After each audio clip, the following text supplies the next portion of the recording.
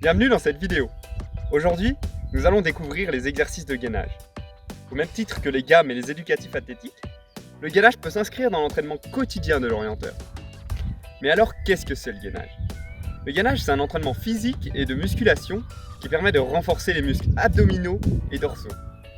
Réalisé en isométrie, de manière statique, ces exercices sollicitent les muscles posturaux. Ainsi, grâce au gainage, vous aurez des facilités à maintenir les postures de course, notamment quand la fatigue interviendra.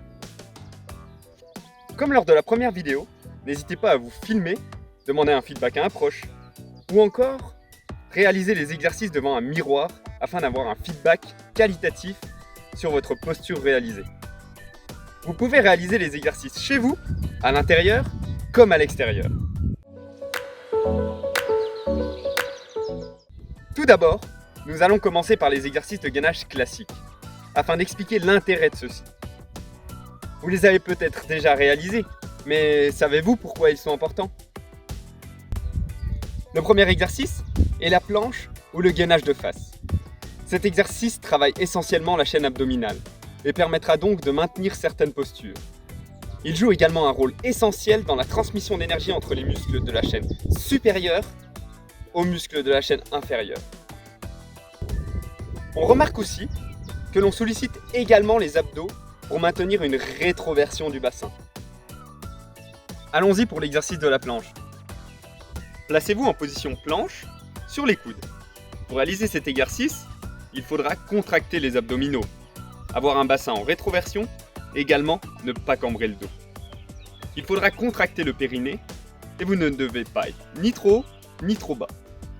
Surtout, gardez une posture très dynamique et pour finir, gardez la tête dans l'alignement du corps. N'hésitez pas à vous faire aider la première fois que vous réalisez la posture. Nous allons maintenant réaliser le deuxième exercice, la planche sur le côté, ou gainage latéral. Cet exercice permet de renforcer les obliques, des muscles posturaux également très importants. Il joue un rôle dans la transmission d'énergie au niveau latéral. Par exemple, lors de la course, un transfert d'énergie de la jambe droite à la jambe gauche. Placez-vous sur le coude, sur le côté, en position gainage latéral. Contractez les abdominaux, faites ressortir le bassin en position rétroversion. Gardez un alignement du corps droit et la tête dans cet alignement. Le troisième exercice est la planche sur le dos, aussi appelé gainage de dos. Cet exercice permet de renforcer les muscles du dos. Ces muscles ont un rôle très important dans la posture. Il est essentiel de travailler le gainage de dos pour maintenir une posture en course, permettant de prévenir les blessures. Allons-y pour la planche sur le dos. Placez-vous sur les coudes, dos au sol.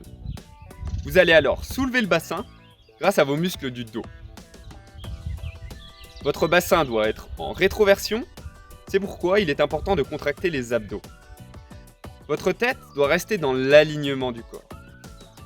Et, comme lors de la planche et de la planche latérale, vous devez garder le périnée contracté.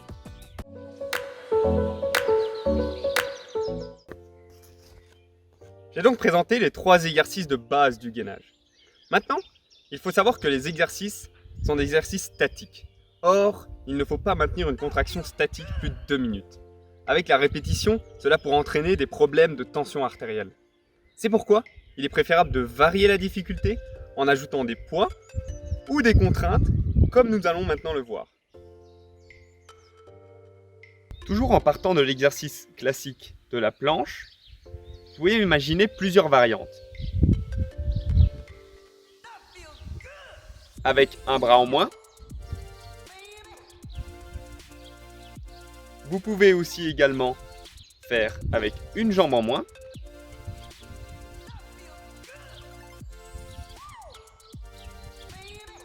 Placez un poids sur votre dos, comme par exemple une briquette.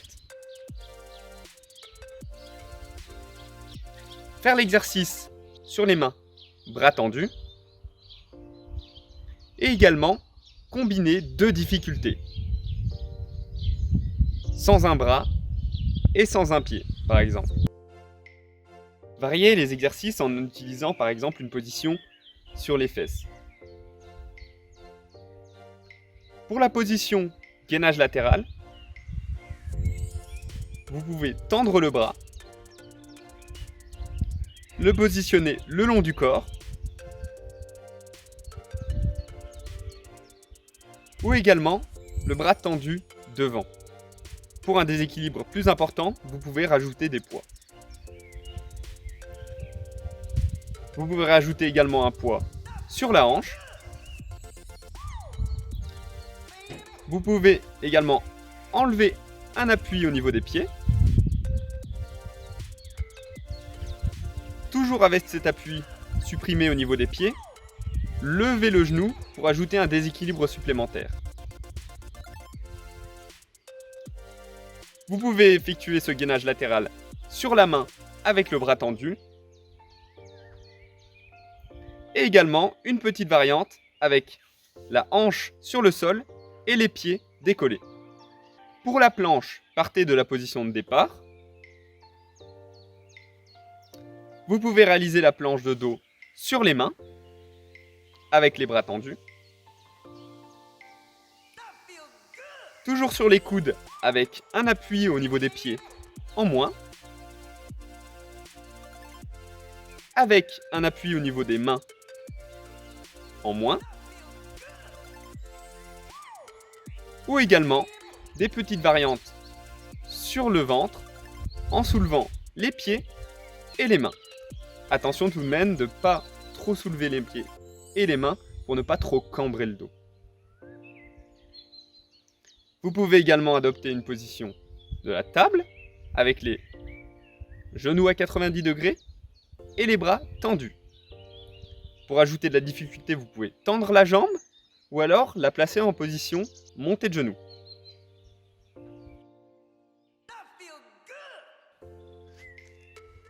Attention tout de même, lorsque vous variez les exercices, les consignes techniques et les critères de réussite restent les mêmes que nous avons vus dans la première partie de la vidéo. Au même titre, il faudra porter une attention particulière au regard. Il joue un rôle important dans le gainage, mais également dans les exercices de posture de manière générale. Il est important d'avoir un regard lointain et une tête dans l'alignement du tronc pour maintenir une posture plus facilement. Je précise également que tous les exercices vus dans cette vidéo peuvent s'effectuer de 30 secondes à 2 minutes en enchaînant les positions. Pour qu'une séance de gainage soit efficace, il faut en faire au moins 10 minutes et en moyenne une séance durera 15 minutes. Vous ferez la séance 1 ou 2 fois par semaine pour commencer, puis de manière plus régulière, jusqu'à 1 fois par jour pour les athlètes de haut niveau. D'une séance à l'autre, n'hésitez pas à varier les exercices, cela entraînera des adaptations plus rapides.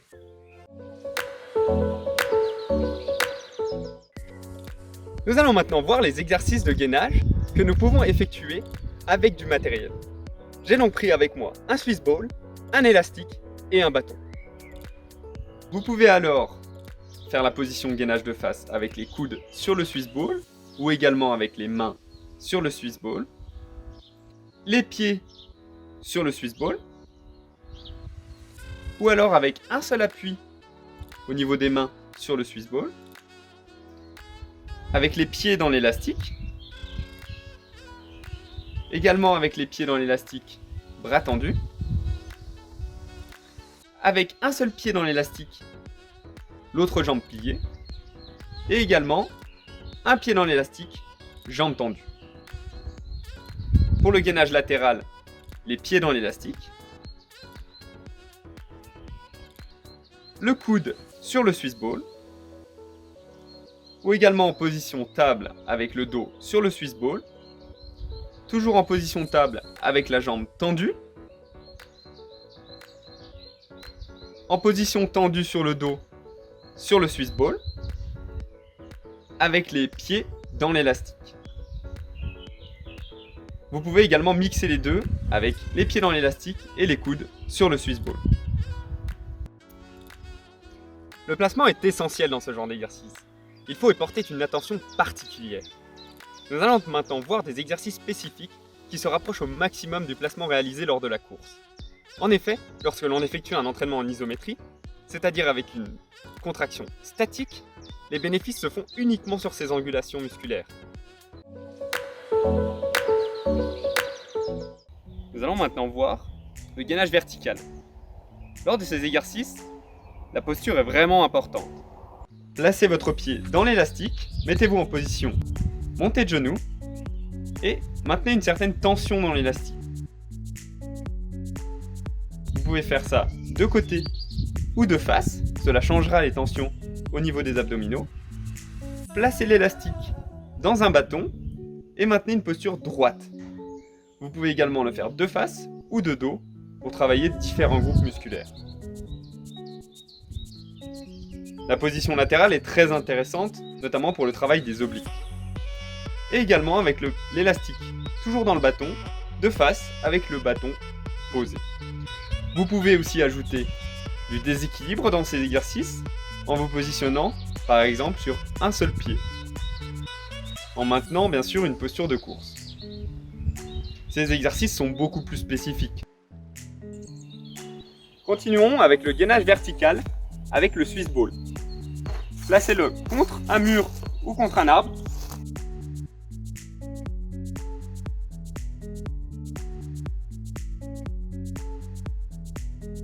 On voit bien le caractère spécifique de l'exercice de gainage sur de la position de course.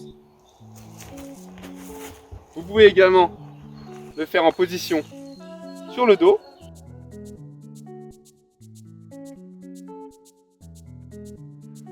Et également sur le côté.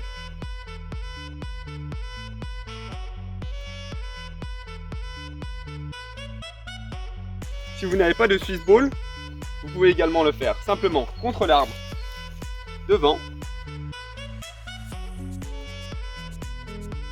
et également sur le côté.